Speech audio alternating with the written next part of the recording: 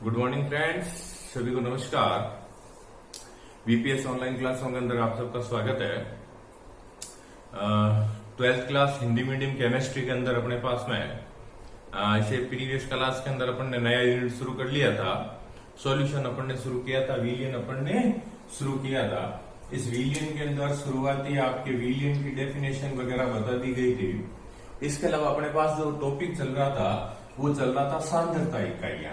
अपने पास टॉपिक क्या चल रहा था अभी? विलियन की सांद्रता इकाइयों के बारे में अपन लोग पढ़ रहे थे। ठीक है, इन सांद्रता इकाइयों के अंदर मेन 3 बातें आपको बताई गई होगी। एक तो आपको मोलरता की डेफिनेशन पढ़ाई गई, इसके बारे में पढ़ाया गया मोलरता।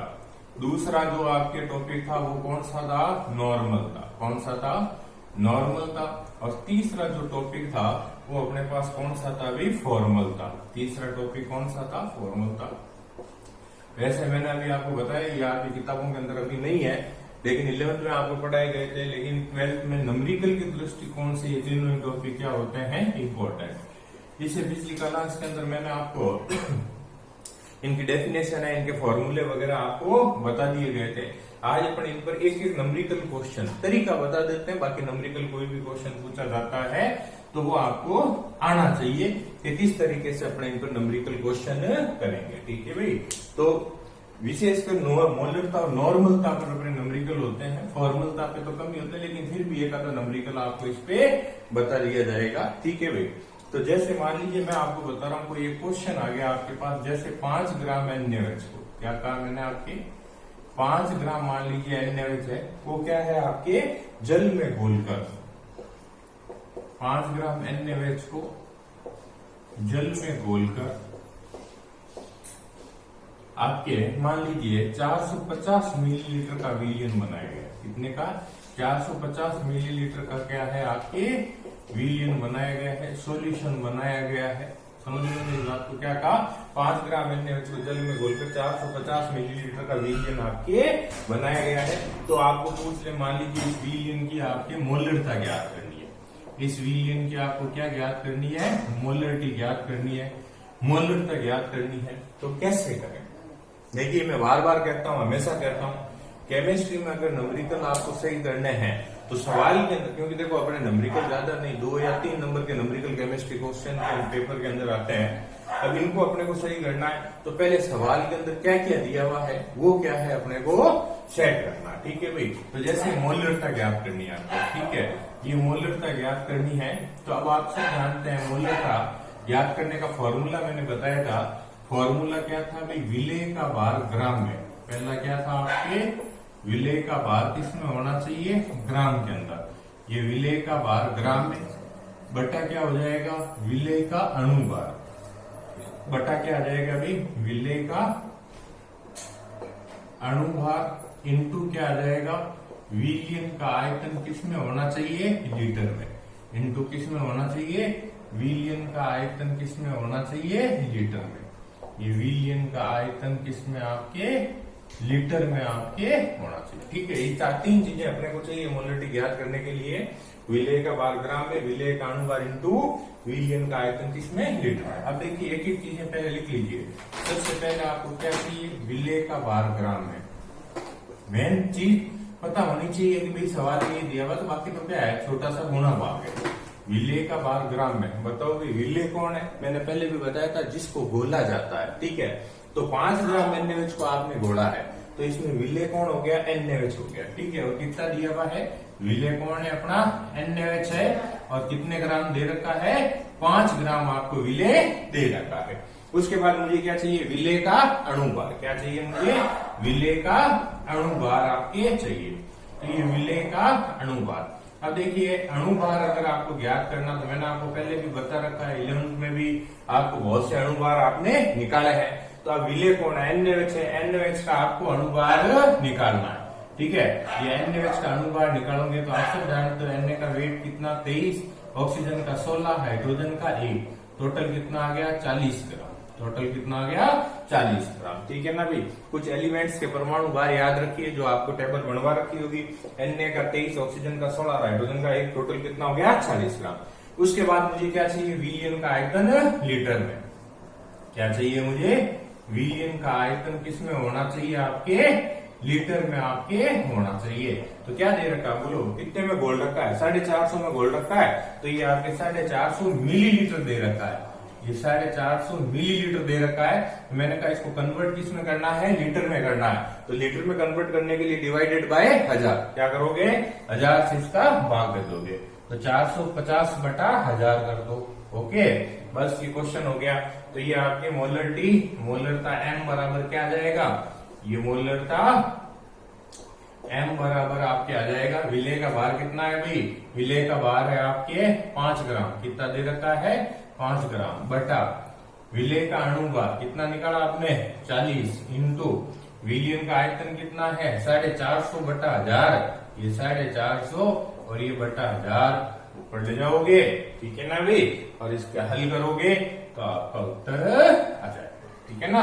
ये हल आपको करना है, ठीक है ना, कैलकुलेट करके उत्तर आपको निकालना है। तो इस तरह से मोलरता का कोई भी क्वेश्चन पूछा जाए तरीका यही होता है, आपको अच्छी तरह से पता होना चाहिए इसमें विलेय कौन है, क्या ग्राम दिया हुआ उसका, फिर विलेय का अणुभार निकालना आना चाहिए, और फिर क्या आना चाहिए आपके विलियन का आयतन किसमें लेना, आपको लीटर के अंदर आपको क्या लेना है, विलियन का आयतन लेना है, ठीक है। और फिर इसको किसमें रखते हैं आप लोग, फॉर्मूले के अंदर रखिए और किसी कैलकुलेशन है कर देंगे, ठीक है भाई। तो इस तरह के जो क्वेश्चन है बोर्ड ने आपके बहुत बार पूछ रखे हैं, ठीक है ना। इसी तरह से एक आधा सवाल आपको नॉर्मलता पे भी बताता हूं, इसमें बता रहा हूं, नॉर्मलता पे भी आपको क्वेश्चन बता रहा हूं। जैसे मान लीजिए आपके कोई क्वेश्चन दिया हुआ है, नॉर्मलता अपने को ज्ञात करनी है, मान लीजिए क्वेश्चन दिया हुआ है 9.8 ग्राम H2SO4 को, किसको कह रहा हूं, सल्फ्यूरिक एसिड है आपके 9.8 ग्राम H2SO4 को आपके जल में घोलकर, ये मान लीजिए जल में घोलकर, मान लो 500 मिलीलीटर का विलियन बनाया हुआ है, कितने का बनाया हुआ है 500 मिलीलीटर का विलियन बना, या यूं भी कह सकता है 500 मिलीलीटर जल में घोला गया, तो उस समय वो विलय ये 500 मिलीलीटर का विलियन बनाया गया है, ये 500 मिलीलीटर का विलियन बनाया गया। तो आपको क्या करना है, इस विलियन की नॉर्मलता ज्ञात करनी है। अब आपको क्या करनी है, इस विलियन की क्या ज्ञात करनी है, आपको नॉर्मलता ज्ञात करनी है। और एक बात बताऊं, ये क्वेश्चन बहुत इंपॉर्टेंट है, ये आरपीएससी 2013 केमिस्ट्री लेक्चरर का पेपर हुआ था, उसमें ये सेम क्वेश्चन पूछा हुआ है, ठीक है भाई। तो 9.8 ग्राम H2SO4 को जल में घोलकर 500 मिलीलीटर का विलियन बनाया गया है, तो इस विलियन की नॉर्मलता ज्ञात करनी है, ठीक है। तो देखिए सबसे पहले नॉर्मलता, ठीक है। अब नॉर्मलता की यदि अपन लोग बात करें तो फॉर्मूला बता रखा है नॉर्मलता का, आपको क्या बता रखा है, फॉर्मूला बता रखा है। फॉर्मूला क्या था भाई आपके, वही विलेय का भार किसमें आना चाहिए, ग्राम में, ये विलेय का भार किसमें निकाल दिया आपने, ग्राम में, बटा क्या बताएगा बोलिए, बटा आपके विलेय का तुल्यांकी भार, क्या बता रखा है, विलेय का तुल्यांकी भार इक्विवेलेंट वेट, ठीक है। और इंटू वही विलियन का आयतन किसमें होना चाहिए, लीटर में, विलेय का तुल्यांकी भार इंटू क्या है, विलियन का आयतन किसमें होना चाहिए, लीटर के अंदर आपके होना चाहिए, ठीक है भाई। अब इसमें एक ही दिक्कत आती है, विलेय का भार ग्राम में दिया हुआ, विलियन का आयतन दिया हुआ है, सबसे बड़ी चीज होती है इक्विवेलेंट वेट कैसे ज्ञात करते हैं, बता तो रखा है, लेकिन फिर भी यहाँ आपको हटके बता देता हूँ, इस चीज के बारे में बता देता हूँ कैसे ज्ञात करना है आपको, ठीक है। देखो ज्यादा तो नहीं, दो फॉर्मूले ध्यान रखो, क्योंकि विलियन बनाने में ज्यादातर क्या है, एसिड एंड बेस काम में लेते हैं। जैसे मान लीजिए आपके कोई अम्ल दिया हुआ है, उस अम्ल का तुल्यांकी भार निकालना है, उस अम्ल का क्या निकालना है, तुल्यांकी भार निकालना है। तो एक फॉर्मूला होता है अम्ल का अणुभार बटा अम्ल की क्षारकता, फॉर्मूला क्या होता है, अम्ल का अणुभार बटा अम्ल की क्या होती है, क्षारकता। ये अम्ल का अणुभार बटा क्या होती है, अम्ल की क्या होती है, क्षारकता, अम्ल की क्या होती है, क्षारकता, ठीक है ना भाई, ये अम्ल की क्षारकता। तो अब आपके जैसे इसी सवाल के अंदर मैं आपको बताऊं क्या दे रखा है, H2SO4 क्या है, अम्ल है आपके, ठीक है ना। तो अब आपको इसका इक्विवेलेंट वेट जैसे H2SO4 का मुझे चाहिएगा तो मैं इसका निकाल देता हूँ। जैसे अम्ल का तुल्यांक भार बड़ा, अब इस अम्ल का अणुभार निकालना है, H2SO4 का अणुभार निकाल रखा है, तो हाइड्रोजन के कितने 2 प्लस, मतलब होता तो एक एटॉमिक वेट, 2 मोलिक्यूल है इसलिए 2 से गुणा 2। सल्फर का अगर याद हो तो बता रखा है 32 और ऑक्सीजन का बता रखा है आपकी 16, तो 16 चौक कितने हो गए भाई 64, कितने हो गए 64, ठीक है। तो ये आपके अणुभार 2 प्लस 32 प्लस 64, ठीक है। तो और ये टोटल कितने आपके, और बटा, चलो पहले बटा कर देते हैं, बटा अम्ल की क्षारकता। अब देखिए अम्ल की क्षारकता क्या होती है, अम्ल की क्षारकता, तो इस अम्ल में उपस्थित हाइड्रोजन के परमाणुओं की संख्या उसकी क्षारकता है। तो H2SO4 में हाइड्रोजन के कितने हैं 2 हैं, तो इसकी क्षारकता कितनी हो गई 2 हो जाती है, कितनी हो जाती है 2। तो ये कितने हो गए भैया आपके 4 और 2 6 और 2 8, ठीक है। और ये आपके 6 और 3 9, 98/2, ठीक है। 98 बटा क्या आ गया अभी आपके 2 आ गया, तो कितना आया अभी आपके 49, कितना आया आपके 49। इसका इक्विवेलेंट वेट कितना आया आपके 49, इसका इक्विवेलेंट वेट आपके आ जाता है, ठीक है भाई। अब ये तो निकल गया नॉर्मलता के अंदर इसका इक्विवेलेंट वेट। अब बाकी चीजें क्या है, विलेय का भार किस में चाहिए, ग्राम में चाहिए आपके, तो ग्राम में क्या है आपके दिया हुआ है, ठीक है। और उसके बाद में क्या है आपके, क्या चाहिए आपके अम्ल का तुल्यांक भार आपने निकाल ही लिया, अम्ल की अणुभार बटा अम्ल की क्या आ गई आपके क्षारकता आपके आ जाती है, ठीक है भाई। और फिर क्या चाहिए, विलियन का आयतन लीटर में, तो विलियन का आयतन अभी लीटर में बताया था 500 मिलीलीटर दिया हुआ है, 1000 का भाग दोगे तो क्या आ जाएगा 1/2, क्या आ जाएगा भाई आपके 1/2 आपके आ जाता है, ठीक है भाई।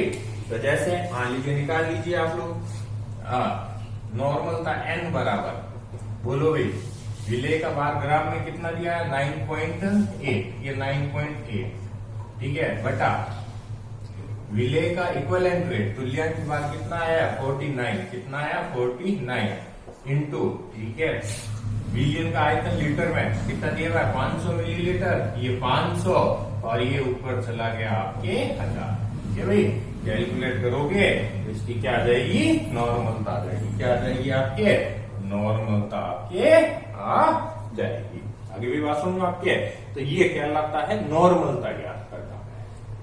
मोलरता ज्ञात करनी है तो आपको विलेय का अणुभार निकालना होगा, आपको नॉर्मलता ज्ञात करनी है तो उसका क्या निकालना होगा तुल्यांक भार आपके निकालना होगा। तो इस तरह से आपको पीडीएफ मेरे नोट्स के अंदर 1-2 क्वेश्चन मिलेंगे, ठीक है भाई। अब देखिए आप लोग,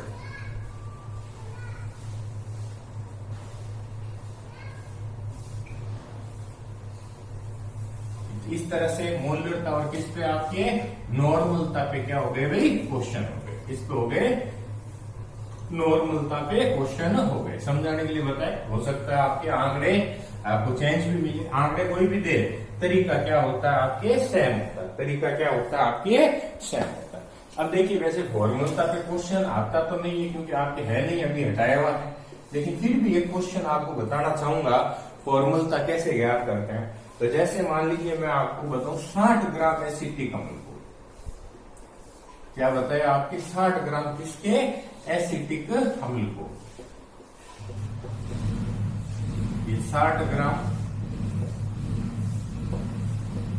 एसिटिक अम्ल को आपने कितने में आपके, जैसे मान लीजिए 60 ग्राम एसिटिक अम्ल को 10 लीटर जल में घोलकर, कितने लीटर 10 लीटर जल में घोलकर विलयन बनाए गए, ठीक है भाई। 60 ग्राम एसिटिक अम्ल को कितने लीटर 10 लीटर जल में घोलकर आपका सॉल्यूशन तैयार किया गया है। तो अब आपको कहते हैं इस विलयन की फॉर्मलता ज्ञात करो, इस विलयन की क्या ज्ञात कीजिए फॉर्मलता ज्ञात कीजिए। अब देखिए फॉर्मूला तो मैंने आपको बता दिया था, ठीक है, फॉर्मूला क्या बताया था अभी आपके विलेय का भार ग्राम में, ये आपके फॉर्मूलता बराबर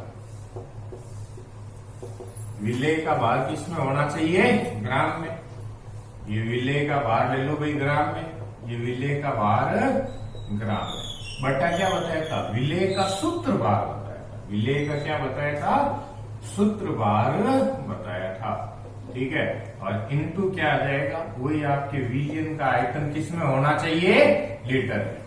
विलियन का आयतन किस में होना चाहिए भाई, लीटर में आपके होना चाहिए। समझ गए बात को। अब देखो इस सवाल के अंदर एक थोड़ा ध्यान रखना पड़ेगा। ये देखो काफी टाइम से इस तरह का सवाल चल रहा है, विलेय का भार ग्राम में, ठीक है।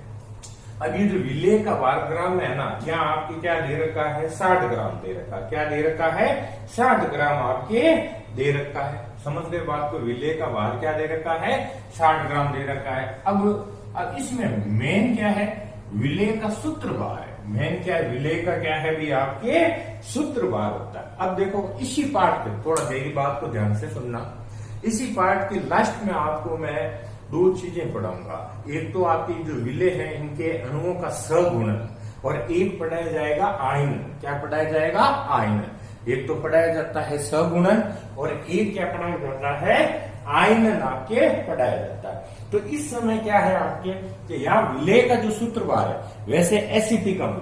अब आप सब जानते हैं एसिटिक एसिड का फॉर्मूला क्या होता है, CH3COOH होता है। क्या होता है, CH3COOH होता है। तो एक्चुअल में क्या है, यहाँ एसिटिक अम्ल के एक अणु नहीं, दो अणुओं का सहगुणन साथ में होता है। कितने अणुओं का, दो अणुओं का सहगुणन साथ में होता है।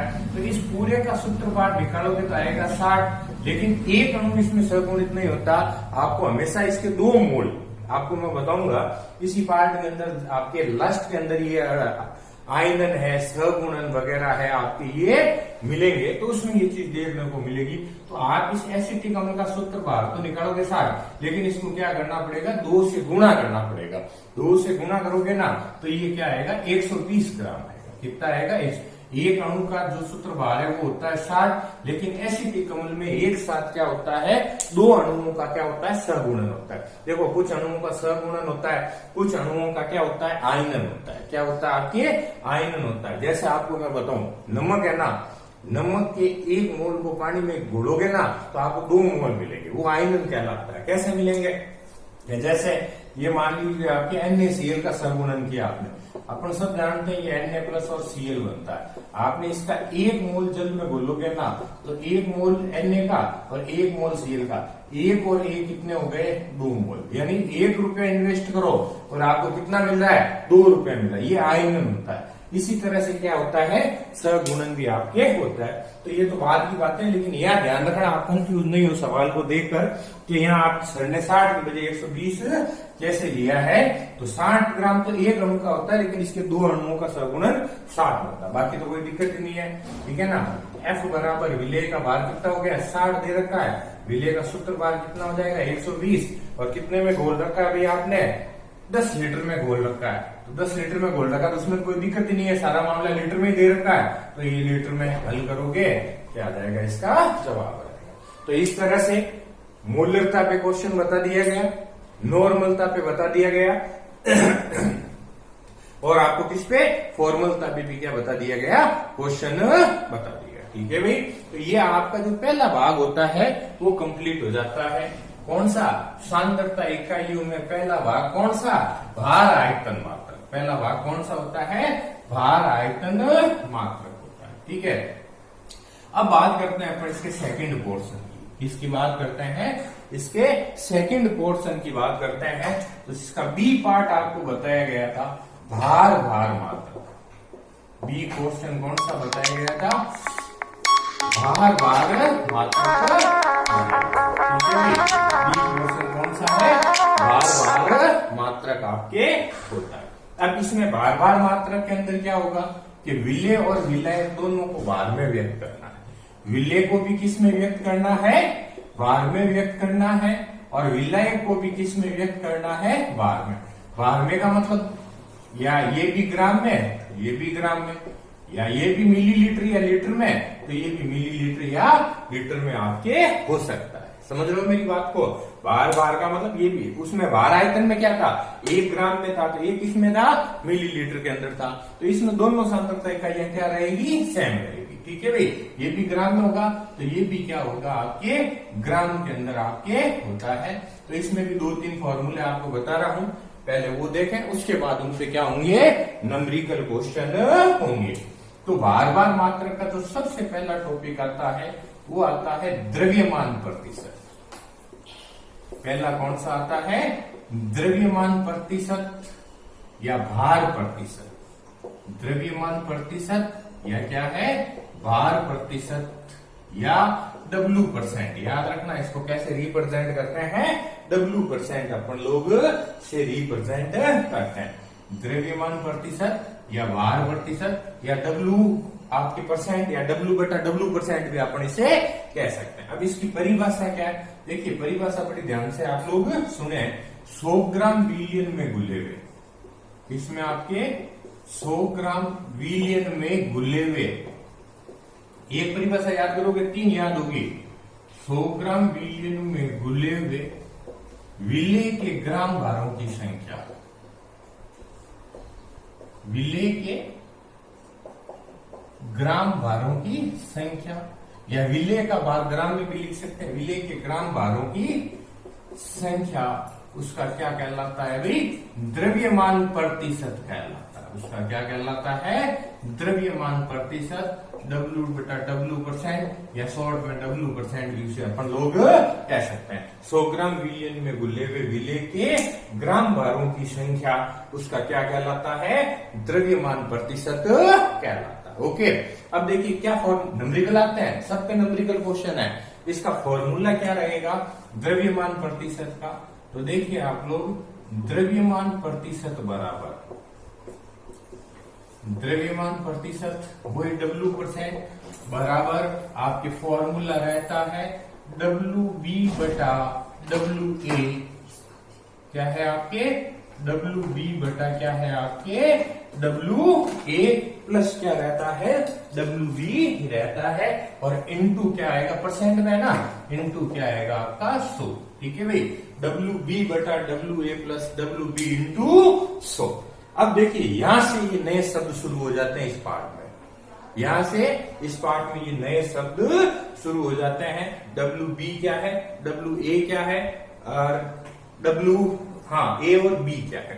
तो यहां से ध्यान से समझ लेना, बार बार ये चीज आपको नहीं बताई गई। देखो सबसे पहले तो W का मतलब आना चाहिए। W का मतलब होता है वेट। W का मतलब क्या होता है? वेट होता है। ठीक है, अब जैसे मान लीजिए ये आपका WB है। आज की समझ जाइए, B का मतलब होता है विलेय। B का मतलब यहां पर क्या है आपका? विलेय। ठीक है ना?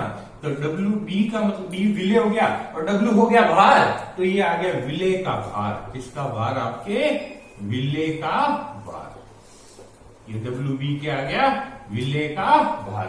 और WA क्या होता है बता सकते हैं? A का W का मतलब वेट और A का मतलब हो गया विलेय। क्या हो गया आपके? विलेय का भार। किसका भार आ जाता है? विलेय का भार आ जाता है। समझ में आई भी बात आपके? तो ये फॉर्मूलों पे नंबरिकल बनते हैं। आप WB/WA पता होना चाहिए। एक बार बता दिया। W का मतलब होता है वेट, B का मतलब विलेय और A का मतलब आपका विलेय। तो WB क्या बन गया? विलेय का भार। WA क्या बन गया? विलेय का भार। WB क्या बन गया? विलेय का भार। और इनटू क्या है? 100। समझ गए भी बात को? तो ये आपकी पहली चीज हो जाती है द्रव्यमान प्रतिशत। क्या हो जाती है? द्रव्यमान प्रतिशत। क्लियर? उसके बाद अब आपको दूसरी बात जो बताने जा रहा हूं, फिर से सुन लीजिए। द्रव्यमान प्रतिशत फिर से सुन लीजिए। 100 ग्राम विलियन में घुले हुए विलेय के ग्राम भारों की संख्या क्या कहलाता है? उसका W% कहलाता है। इसका सेकंड पोर्शन आता है। देखो इसी में कनेक्शन करूंगा बेटे। मैंने कहा ना एक परिभाषा याद करोगे तो 3 याद होगी। सेकंड जो है आपके वो आता है आयतन प्रतिशत। सेकंड कौन सा आता है? आयतन प्रतिशत। सेकंड कौन सा आएगा? आयतन परसेंट, या जैसे अपन लोग V% भी कहते हैं। आयतन परसेंट या V% के नाम से भी अपन लोग जानते हैं। ठीक है भाई? क्या परिभाषा हो सकती है? मैंने कहा ना मैं सिर्फ शब्द चेंज करूंगा। 100 ग्राम की बजाय 100 मिलीलीटर। ध्यान से सुनना मेरी परिभाषा को। 100 मिलीलीटर विलियन में घुले हुए विलेय के ग्राम भारों की संख्या की वजह हो जाएगी मिलीलीटर में संख्या। किसमें हो जाएगी आपके विलेय की ग्राम भारों की बजाय क्या हो जाएगी मिलीलीटर में जो संख्या है या मिलीलीटर में जो आयतन है वो उसका क्या कहलाता है आयतन प्रतिशत कहलाता है। वो क्या कहलाएगा आयतन परसेंट कहलाएगा। तो यहाँ क्या हो जाएगा बेटे V प्रतिशत। क्या हो जाएगा V प्रतिशत या बटा V परसेंट। अरे वहां क्या था ग्राम में था, यहाँ किसमें है मिलीलीटर में। तो 100 मिलीलीटर विलियन में घुले हुए विलेय की मिलीलीटर में संख्या उसका क्या कहलाती है आयतन प्रतिशत कहलाती है। फॉर्मूला क्या बनेगा देखिए, द्रव्यमान प्रतिशत की बजाय क्या करना है अपने को आयतन प्रतिशत करना है। ठीक है, ये आपका आयतन प्रतिशत क्या है आयतन प्रतिशत। अब आयतन प्रतिशत V% की बात करते हैं तो फॉर्मूले में क्या चेंज होगा कुछ चेंज नहीं होगा बेटे। W की जगह क्या आ जाएगा आपका V। W की जगह क्या आ जाएगा V। तो क्या फॉर्मूला बन गया VB बटा आपका VA प्लस VB इंटू क्या आ गया 100। अरे द्रव्यमान प्रतिशत में तो W होता है, आयतन प्रतिशत में क्या होता है V होता है। अब सवाल ये बनता है कि सर ये VB और VA क्या है। तो VB और VA देख लीजिए, तो इसमें आपका VB और VA दो ही शब्द है। VAB क्या बताया था विलेय और V क्या होती है वेलोसिटी आयतन। तो VA क्या हो गया विलेय का आयतन, VB क्या हो गया विलेय का आयतन और VB क्या हो गया विलायक का आयतन। किसका आयतन हो जाता है विलायक का आयतन आपके हो जाता है। तो दोनों ही फॉर्मूले आ गए आपके पास में, द्रव्यमान प्रतिशत और दूसरा कौन सा आयतन प्रतिशत। दूसरा कौन सा आपके आयतन प्रतिशत। दो हो गए। तीसरा आज लास्ट फॉर्मूला आपको बताने जा रहा हूं वो है आपके द्रव्यमान आयतन प्रतिशत, यानी इन दोनों को साथ में लेना पड़ेगा आपको। ठीक है, पहला द्रव्यमान प्रतिशत था, दूसरा आयतन प्रतिशत था, तीसरा कौन सा आएगा द्रव्यमान आयतन प्रतिशत। कौन सा आ जाएगा द्रव्यमान आयतन प्रतिशत यानी W/V%। ठीक है, या आयतन द्रव्यमान भी लिख सकते हैं तो VW% हो जाएगा। ये की बात होती है। कोई बता सकता अब क्या करेक्शन होगा।